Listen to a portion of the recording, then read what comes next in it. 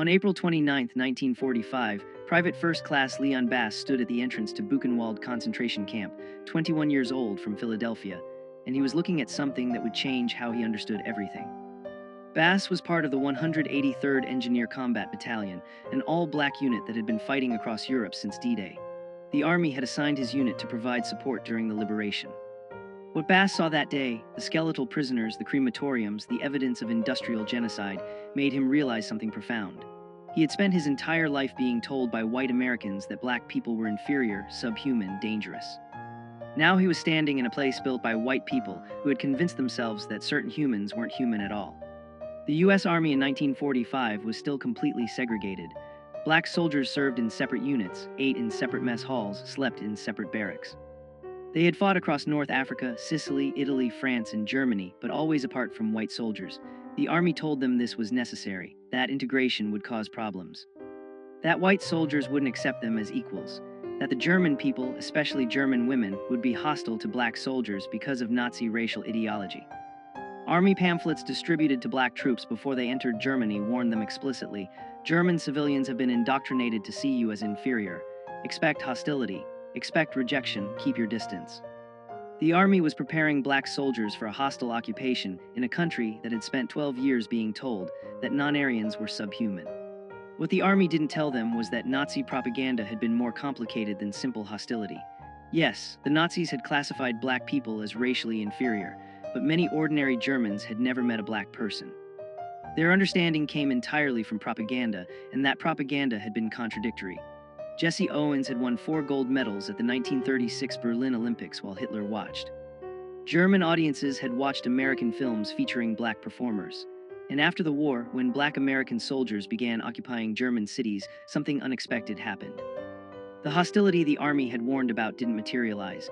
Instead, German civilians, particularly women, approached black soldiers with curiosity, friendliness, and sometimes genuine warmth. This wasn't what anyone had expected. Not the Army, not the soldiers, and certainly not the white American command structure that had spent decades maintaining segregation. The U.S. Army responded immediately with new regulations. General Dwight Eisenhower, Supreme Commander of Allied forces in Europe, was under pressure from Southern congressmen who were horrified by reports of black soldiers socializing with white German women. The Army issued orders restricting fraternization. Black soldiers received explicit warnings. Relationships with German women would result in court-martial. White military police began patrolling areas where black soldiers were stationed, looking for violations. But the regulations revealed something the Army didn't want to admit. They weren't trying to prevent fraternization with enemy civilians. They were specifically trying to prevent black soldiers from forming relationships with white women. White American soldiers faced no such restrictions. The Army's concern wasn't about fraternization with Germans. It was about maintaining the racial hierarchy that had governed American society since slavery. By summer 1945, the Army was facing a public relations crisis back home. Southern newspapers ran headlines about black soldiers fraternizing with German women. Congressmen demanded investigations. White soldiers sent letters home describing black troops socializing with German civilians, while white soldiers faced resentment from Germans who saw Americans as occupiers. The racial logic was twisted. Black soldiers who had been told they would face the worst hostility were receiving the warmest welcome. White soldiers, who had expected to be treated as liberators, often encountered cold shoulders from Germans who associated them with bombing campaigns and occupation authority. This reversal threatened fundamental assumptions about racial hierarchy. If black soldiers could be accepted, even welcomed, by white Europeans, what did that say about American segregation? The Army's response was to double down on restrictions targeting black troops specifically. Despite the regulations, relationships continued to form. In Stuttgart, a black supply sergeant named William Johnson met a German woman named Hildegard while distributing rations to civilian population centers. In Frankfurt, a military policeman named Robert Townsend started teaching English to German refugees at a displaced persons center, where he met Elizabeth, a former schoolteacher. In Munich, a combat engineer named Thomas Green helped repair a bombed church where he encountered Maria, whose husband had died on the Eastern Front. These weren't illicit affairs or violations of orders. They were human beings meeting in the aftermath of catastrophe, finding common ground in shared experiences of loss and survival. But to the Army command structure and to American society, they represented a fundamental threat. Interracial relationships between black men and white women, the absolute taboo of American racial hierarchy. The Army began conducting investigations. Black soldiers who were seen regularly with German women were called in for questioning. Where had they met her? What was the nature of their relationship? Did they understand the regulations against fraternization? The interrogations were meant to intimidate, to remind black soldiers of their place in the hierarchy. But something interesting happened during these investigations. German women began defending the soldiers. When military police questioned Hildegard about her friendship with Sergeant Johnson, she told them plainly that he had been kind to her children, had helped repair her damaged apartment, and that she would continue to welcome him. The army could court-martial soldiers. They had no authority over German civilians. The women knew this. Some had lost husbands and fathers in the war. Many had experienced violence during the Soviet advance. Black American soldiers, in contrast, had treated them with dignity. By August 1945, something remarkable was documented in Army reports. Black soldiers were receiving marriage proposals from German women, not one or two isolated cases, dozens. The Army Chaplain Corps was overwhelmed with requests for authorization to marry. Each request required approval from commanding officers, investigation of the German civilian's background, certification that she wasn't a Nazi Party member, and verification that the soldier understood he was violating social norms. The marriage approval process could take 6 months to a year. Many couples went ahead with German civil ceremonies which the army refused to recognize, but the requests kept coming. German women were willing to face ostracism from their own communities. Black soldiers were willing to risk court-martial. What emerged from the devastation of post-war Germany was something nobody had predicted. Genuine human connections that defied both Nazi racial ideology and American segregation. Then came the backlash. In January 1946, the Army issued General Order 97, officially banning marriage between occupation forces and German nationals. The order applied to all soldiers, but enforcement focused disproportionately on black troops. White soldiers who had formed relationships often received waivers or were quietly transferred. Black soldiers faced immediate disciplinary action. Sergeant William Johnson was court-martialed for conduct unbecoming after military police found letters from Hildegard in his footlocker. He was reduced in rank and transferred to a labor battalion. Private Robert Townsend was given a choice: end his relationship with Elizabeth immediately or face dishonorable discharge. The message was clear. Black soldiers who had fought for American freedom in Europe were still subject to Jim Crow restrictions. The Army would rather destroy soldiers' careers than allow interracial relationships to continue. Victory over fascism abroad hadn't changed racial hierarchy at home. To understand why this happened, you have to understand the Rhineland bastards. After World War I, French occupation forces in the Rhineland included colonial troops from Senegal and Morocco. Some German women had relationships with these soldiers. Children were born. The Weimar Republic registered approximately 600 of these mixed-race children. When the Nazis came to power, they declared these children a threat to racial purity. In 1937, the Gestapo rounded up the Rhineland children, most were teenagers by then, and forcibly sterilized them. Not imprisoned, not deported, sterilized. The Nazi obsession with preventing mixed-race reproduction was so intense they violated children's bodies to prevent future contamination. So when American propaganda told black soldiers that Germans would be hostile to them because of Nazi racial doctrine, there was historical truth to it. But the actual experience of ordinary Germans was more complicated. The reality in post-war Germany was collapse. By May 1945, German cities were rubble. Berlin was 70% destroyed, Hamburg 75%, Munich 50%.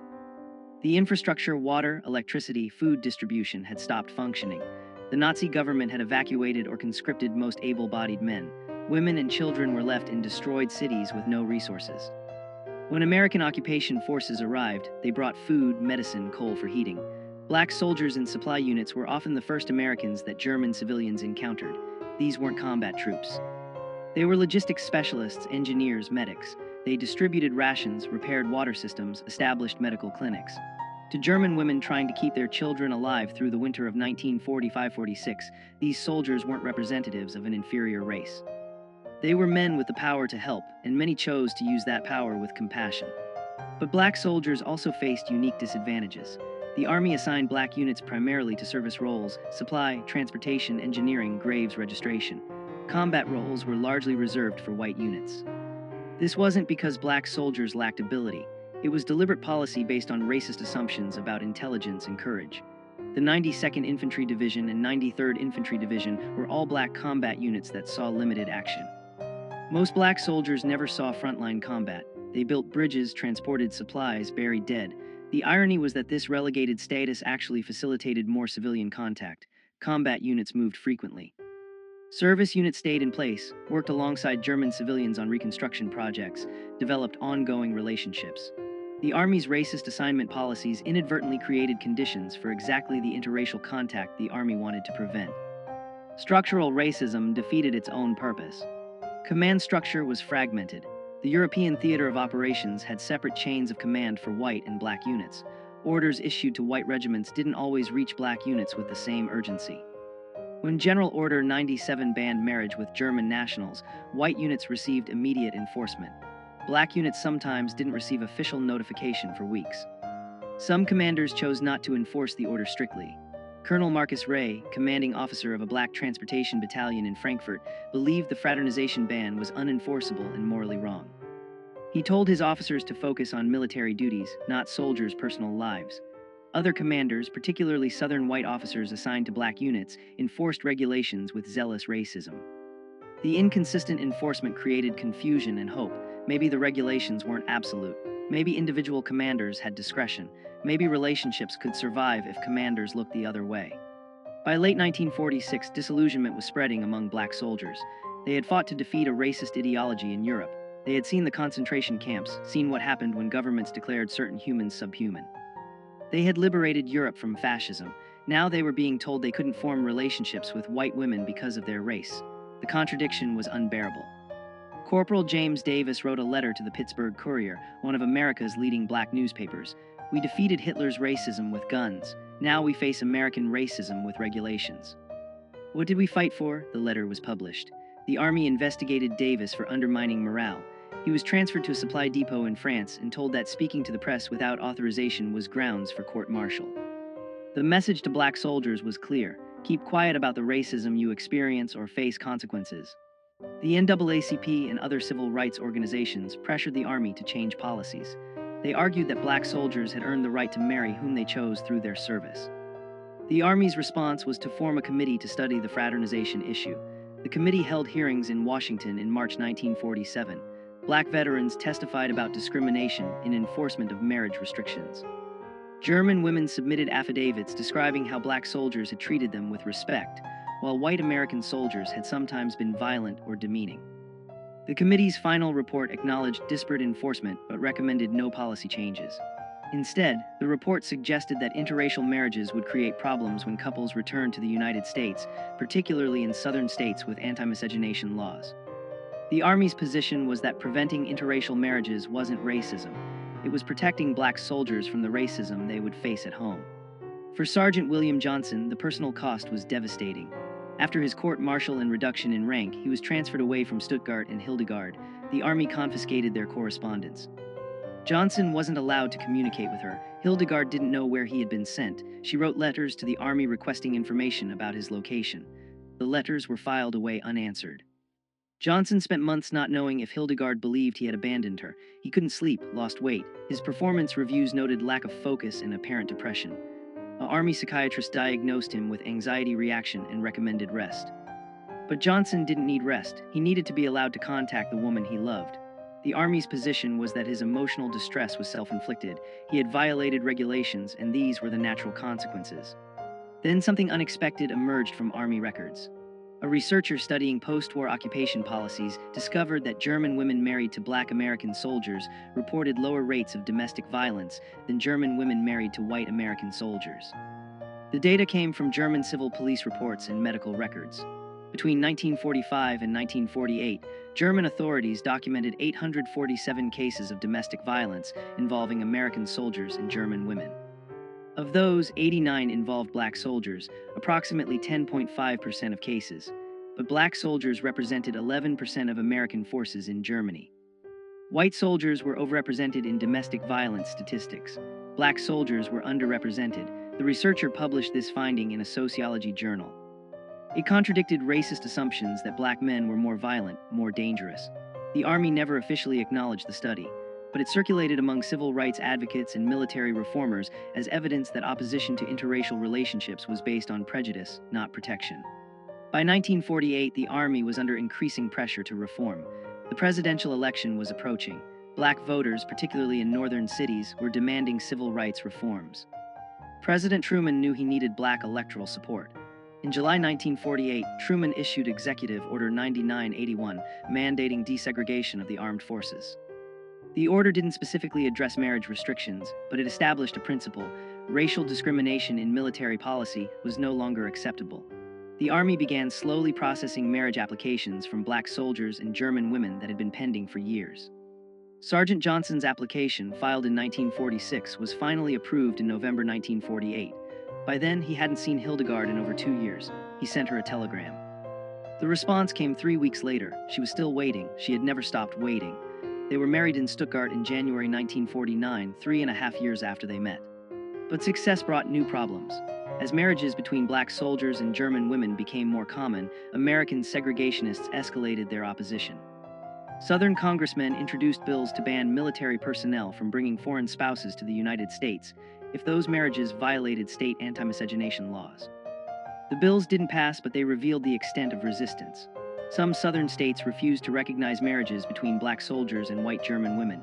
When couples tried to settle in states like Mississippi or Alabama, they faced legal harassment, housing discrimination, employment barriers.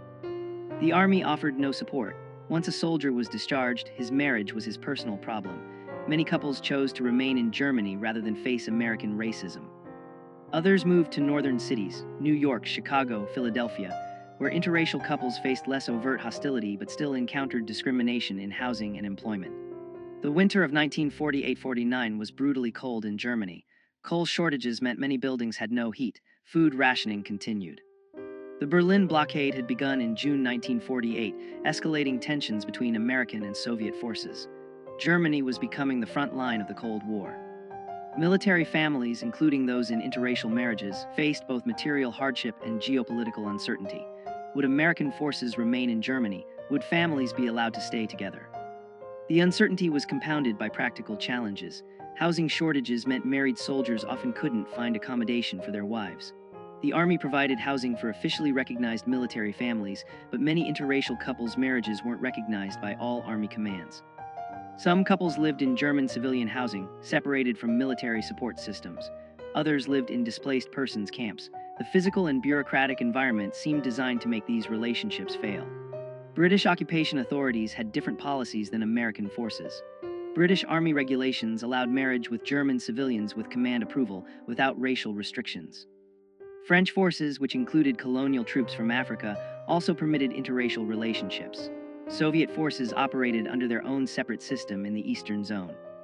The different policies created tension among Allied occupation authorities. American commanders complained that other allies were undermining discipline by allowing what the U.S. Army prohibited. But the real source of tension was that British, French, and Soviet attitudes highlighted American racial hypocrisy. How could the United States claim moral leadership of the free world while maintaining segregated military forces and prohibiting interracial marriage? Soviet propaganda exploited this contradiction effectively. Radio broadcasts from East Berlin featured interviews with black American soldiers describing discrimination they faced. The Cold War was beginning, and American racism was becoming a propaganda liability. Corporal Robert Townsend had a different strategy.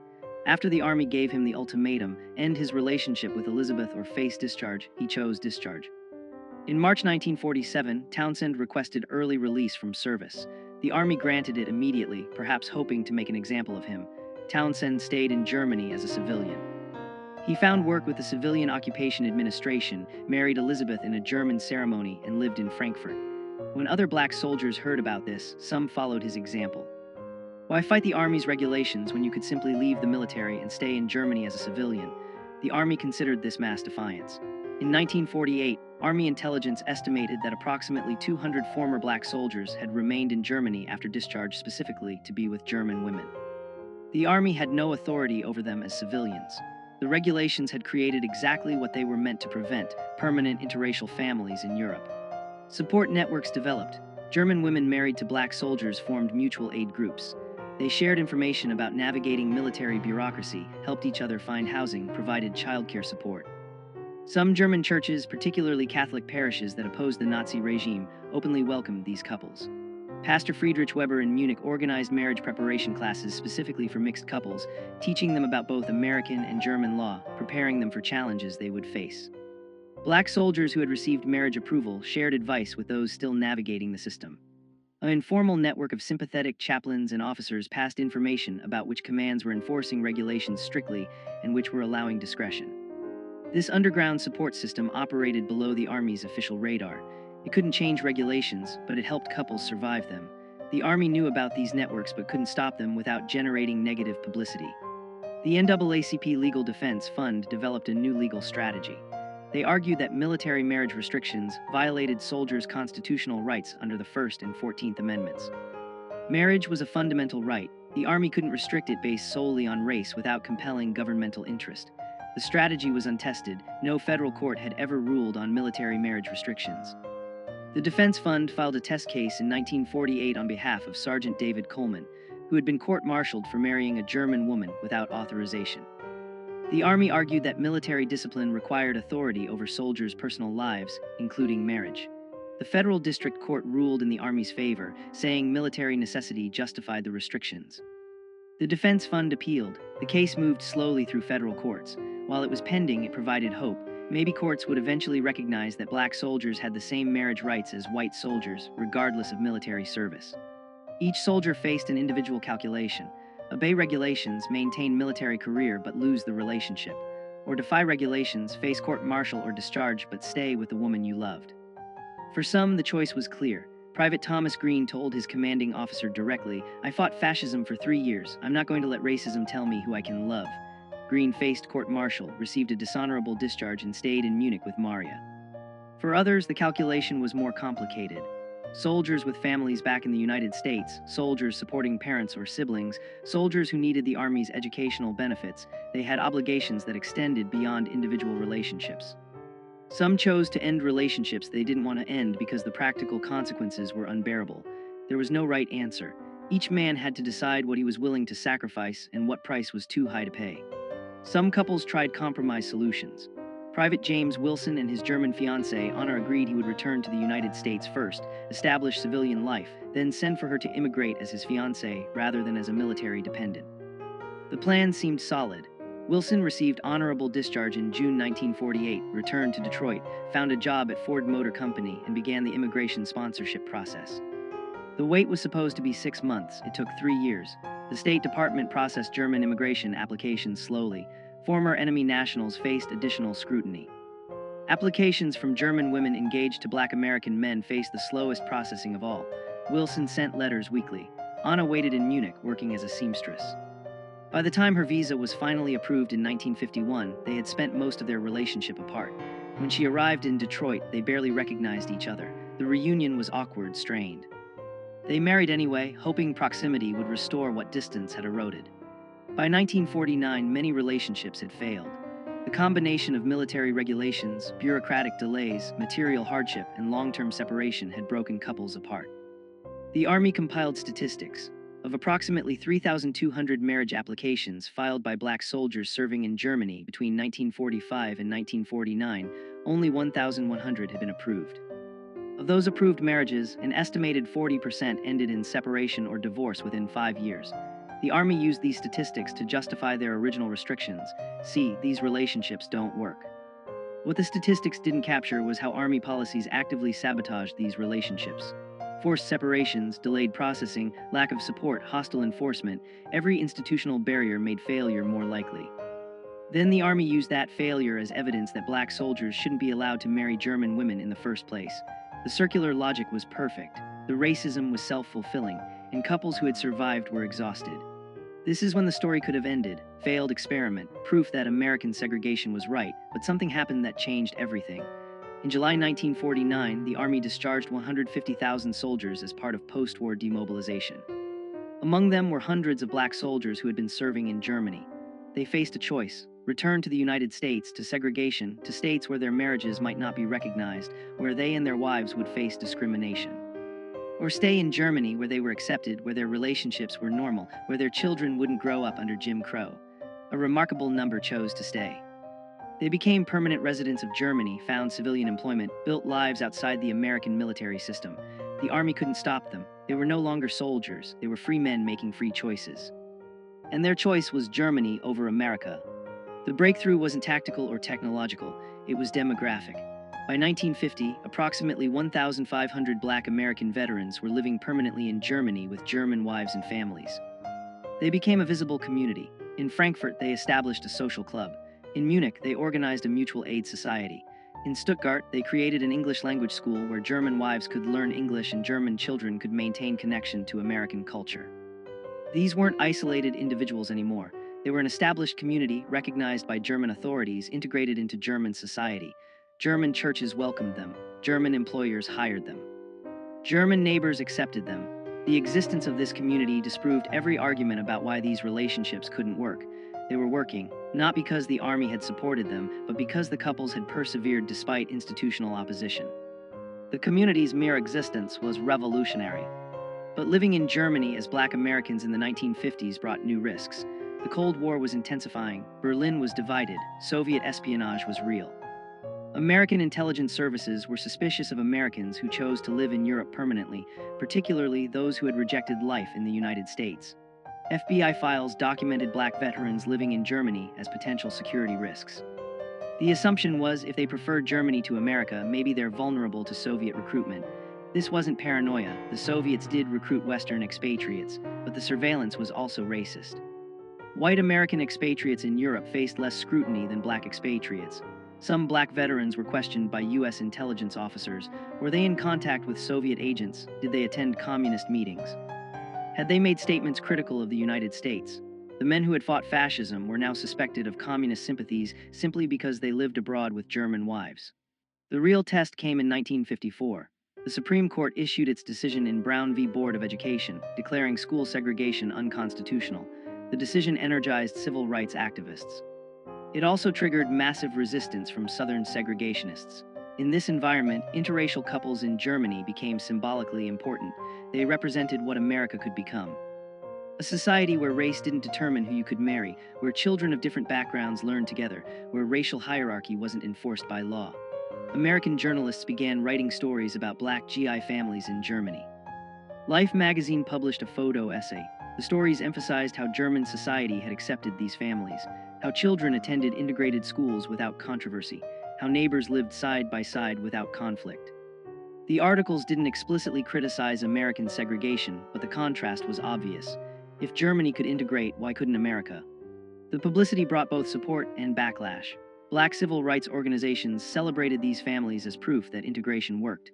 White segregationist groups condemned them as evidence of racial mixing's dangers. The families themselves mostly wanted to be left alone. They hadn't chosen to become symbols. They'd just chosen to build lives with the people they loved, but symbolic they were. In 1955, when the Montgomery bus boycott began, Northern newspapers published comparison pieces. In Montgomery, Black Americans were fighting for the right to sit where they wanted on buses. In Germany, Black Americans and white Germans lived as equals. The comparison infuriated segregationists and inspired civil rights activists. The families in Germany received both hate mail from American racists and thank you letters from activists who saw them as proof that America's racial hierarchy wasn't natural or inevitable, it was a choice, and different choices were possible. Some families decided to return to America, not because Germany had rejected them, but because America was changing. The civil rights movement was gaining momentum. Legal segregation was under attack. Maybe some thought we can return now. In 1957, Sergeant William Johnson and Hildegard moved to Philadelphia with their 3 children. Johnson had been born in Philadelphia. He wanted his children to know his family, to understand their American heritage. The return was difficult. Pennsylvania didn't have legal segregation like southern states, but discrimination was real. They faced rejection when trying to rent apartments. Employers hesitated to hire Johnson when they learned his wife was white German. Their children faced questions at school. Why does your mother have an accent?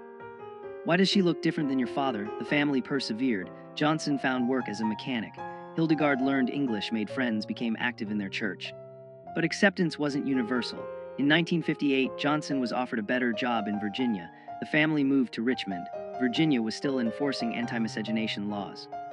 The law, titled the Racial Integrity Act, prohibited marriages between white and non-white people. Johnson and Hildegard's marriage had been legal in Germany and was recognized by federal law. But Virginia refused to recognize it. The state threatened to prosecute them for unlawful cohabitation. Their children's birth certificates were challenged. Virginia law classified children of interracial marriages as illegitimate. The Johnson family faced an impossible choice: leave Virginia or challenge the law in court. They chose to fight. With NAACP Legal Defense Fund support, they filed suit challenging Virginia's anti-miscegenation law as unconstitutional. The case moved through state courts slowly. Meanwhile, they lived under threat of prosecution, their family's legal status in limbo. The legal strategy evolved. Initially, the defense fund argued that Virginia's refusal to recognize a marriage legal in another jurisdiction violated the full faith and credit clause of the Constitution. But Virginia courts rejected this argument. The marriage had occurred in Germany, not another U.S. state. The lawyers pivoted. They argued that Virginia's anti-miscegenation law violated the Equal Protection Clause of the 14th Amendment. The law discriminated based solely on race. It served no legitimate governmental purpose. It was fundamentally racism codified as law. The argument was straightforward but revolutionary.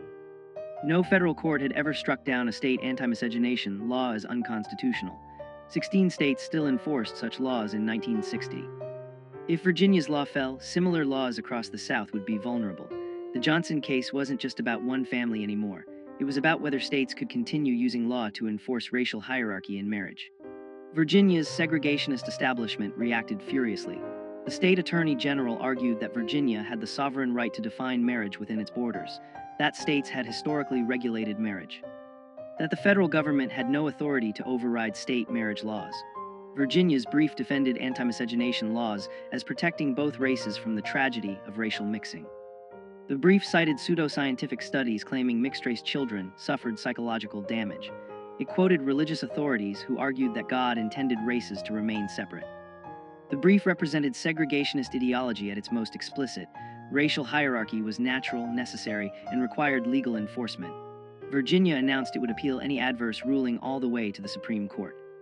Segregationist newspapers ran editorials warning that if states lost the right to prohibit interracial marriage, the entire legal framework of segregation would collapse. They were right.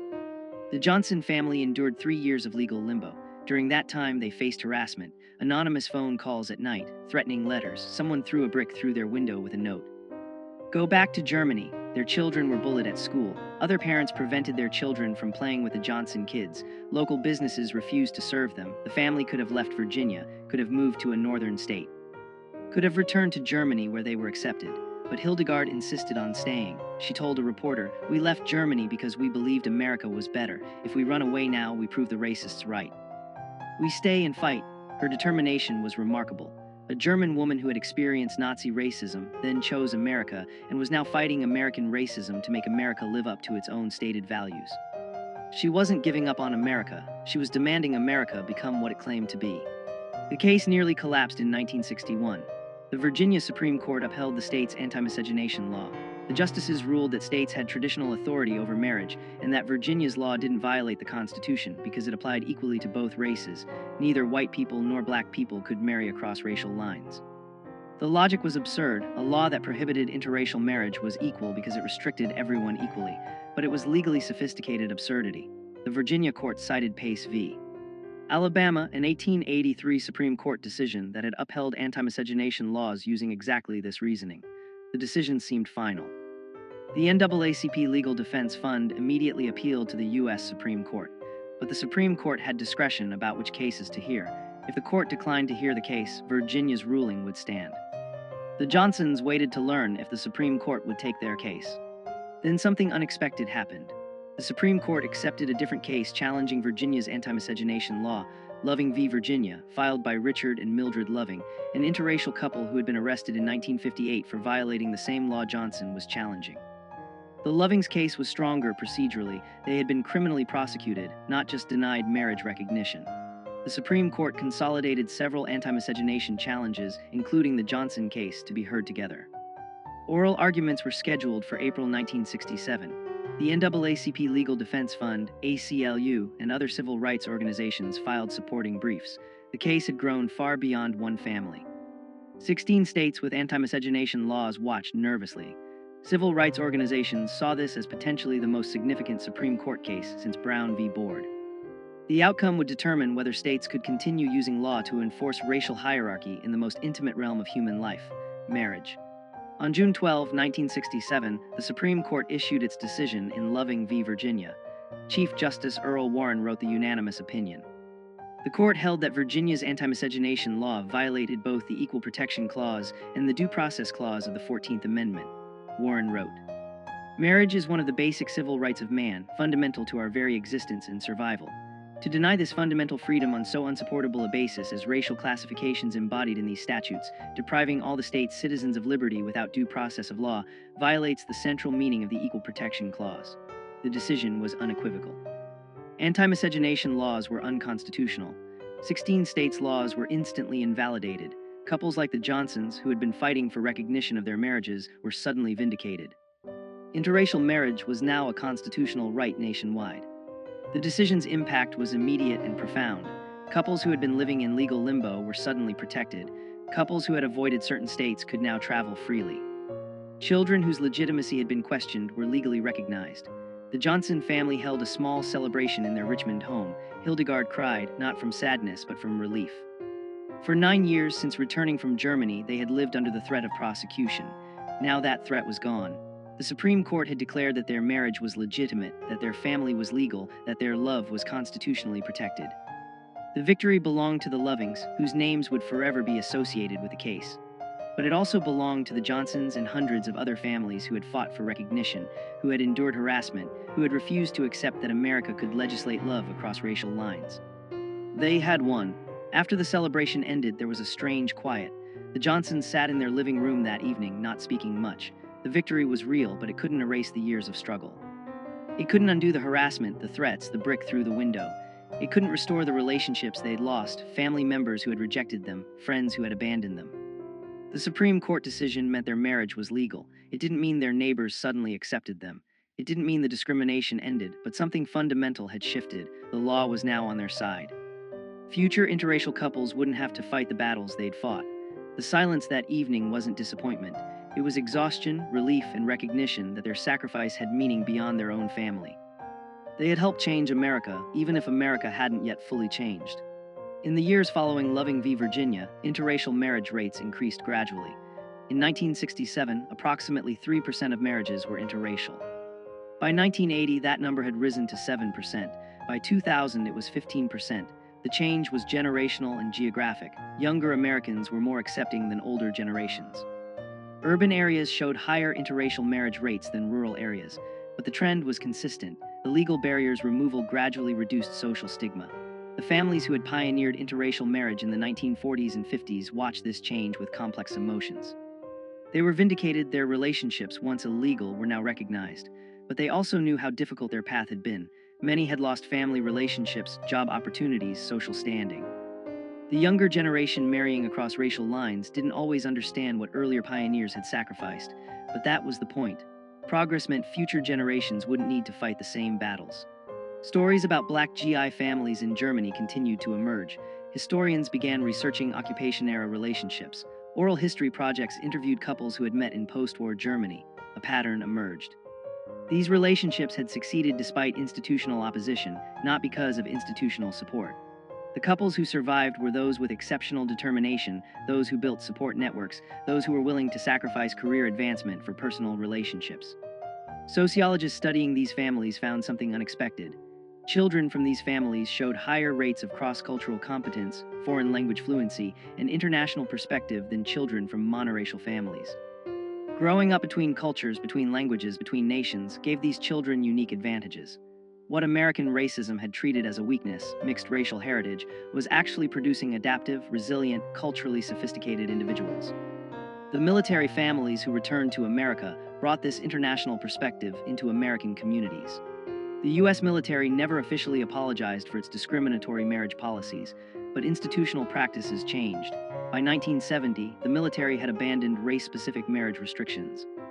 Soldiers of any race could marry foreign nationals with command approval, regardless of racial matching. The approval process still existed. The military maintained authority over soldiers' personal lives, but race was no longer an explicit factor.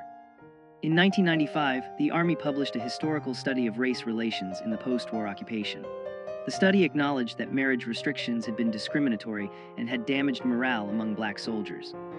The study stopped short of apologizing, but noted that policies based on racial assumptions rather than military necessity undermined the values American forces claimed to defend. It was bureaucratic language, carefully hedged. But it was acknowledgement. The institution that had enforced segregation was admitting its policies had been wrong. By the 2000s, military interracial marriage was common and unremarkable. Approximately 15% of military marriages were interracial, higher than the civilian rate of 12%. Military bases were among the most integrated spaces in American society. Base housing, schools, churches, recreation facilities, all fully integrated, all normalizing interracial families.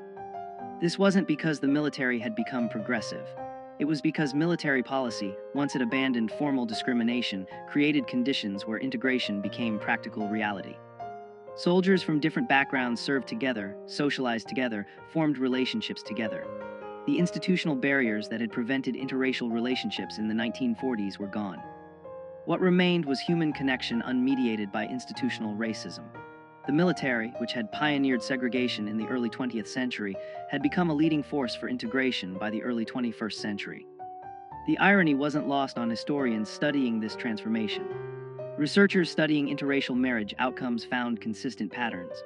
Interracial marriages in the military showed similar or slightly better stability rates compared to same-race marriages. Children from interracial military families showed no disadvantages in educational achievement, psychological well-being, or social adjustment compared to children from same-race families. In fact, some studies showed advantages. Higher cultural competence, greater empathy, more sophisticated understanding of identity. The racist predictions that had justified marriage restrictions, that interracial marriages would be unstable, that mixed-race children would be damaged, were empirically false. The Johnson family exemplified these patterns. Their 3 children all graduated college, 2 became teachers, 1 became a social worker, all married and raised their own families. The grandchildren of William Johnson and Hildegard grew up in an America where their grandparents' marriage was legally protected, and where their own mixed heritage was source of pride, not shame. In 2017, 50 years after Loving v. Virginia, historians organized a symposium on interracial military families. William Johnson, then 93 years old, was invited to speak. He and Hildegard, 91, traveled to Washington, D.C. for the event. Johnson told the story of their meeting in Stuttgart in 1945, the piano wire tensioner Wait, Wrong Story. He told their story. Meeting during the occupation, falling in love, facing the Army's opposition, enduring years of legal limbo, the harassment in Virginia, the vindication of the Loving decision. He spoke for 30 minutes. The audience, historians, civil rights activists, younger interracial couples, listened in silence. When he finished, Hildegard stood to speak. She said simply, "We just wanted to be together. We didn't want to be symbols. But if our stubbornness helped other people, I'm glad." The audience stood and applauded for 5 minutes. History was honoring them. The Johnson story is one of thousands. Thousands of Black American soldiers who met German women in the aftermath of World War II. Thousands of couples who faced institutional opposition, social stigma, legal barriers. Some relationships didn't survive those pressures, but many did. Those couples, through their persistence, helped dismantle legal barriers to interracial marriage. Their lawsuits challenged anti-miscegenation laws. Their existence proved that interracial families could thrive. Their children and grandchildren carried forward a living refutation of racist ideology. This wasn't the conventional civil rights narrative of marches and protests. It was quieter, more personal. It was people choosing love over conformity, choosing human connection over institutional hierarchy, choosing to build families that violated racial boundaries. Their resistance was domestic, intimate, daily, but it was resistance nonetheless, and it contributed to transforming America's understanding of race, family, and belonging. William Johnson died in 2019 at age 95. Hildegard followed 6 months later at 93. They had been married 70 years. At the funeral, their children spoke about their parents' determination, their refusal to accept that society could dictate whom they loved. Their grandchildren spoke about growing up with a German grandmother whose accent never faded, who taught them to speak German, who made Stalin at Christmas and told them stories about surviving the war. Their great-grandchildren, some of whom were too young to understand funerals fully, represented something profound. A multiracial, multicultural family that existed only because 2 people in 1945 had met amid the ruins of war and chosen each other. The pianist played Lily Marling, the song that both German and Allied soldiers had sung during the war. In the audience, other elderly interracial couples from the occupation era wept. They knew what it had cost. They knew what it had meant. They had lived it. The story of Black American soldiers and German women in post-war Germany teaches us something essential about human connection and institutional power. Racism functions through institutions, laws, military regulations, social norms that enforce hierarchy and separation. But racism is ultimately a human creation, and humans can choose differently. The couples who defied military regulations and anti-miscegenation laws weren't heroes in the conventional sense. They were ordinary people who made a simple choice to be together, regardless of institutional opposition. Their choice was radical precisely because it was ordinary. They didn't seek to dismantle segregation through their relationships. They just wanted to build families, but in doing so and persisting despite opposition, they helped transform America, not through speeches or legislation primarily, but through lived example. They proved that the boundaries racism drew were artificial, arbitrary, and ultimately unable to contain human connection. When we look back at the 1940s and 50s, it's easy to see the racism clearly. Anti-miscegenation laws seem obviously unjust now, but in that era they were defended by legislators, judges, religious leaders, citizens who believed racial separation was natural and necessary. The couples who defied those laws faced real consequences, lost jobs, family rejection, legal prosecution, social ostracism. They persisted not knowing that future generations would view them as pioneers. They couldn't see 2025, couldn't know that interracial marriage would become common and legally protected. They acted on faith, faith in their relationships, faith that their choice was right despite what society said. That faith was validated by history, but they didn't have history's validation when they needed courage. They had only their commitment to each other, and somehow that was enough. This is the story they didn't teach you in school. The story of Black American soldiers who were told they'd be unwanted in Germany, who found acceptance instead. The story of German women who had been told Black people were inferior, who chose Black American soldiers as husbands anyway. The story of couples who faced down both Nazi racial ideology and American segregation. The story of families that existed as living proof that racial hierarchy was a lie. Their story is American history. It's civil rights history, it's military history, it's German history, it's human history. If this forgotten story resonated with you, please like this video. Subscribe to hear more untold histories of courage and resistance. Leave a comment telling us where you're watching from and whether you've heard this story before. Thank you for listening to this history. Thank you for keeping these stories alive. And remember, the boundaries that divide us are never as strong as the connections that unite us.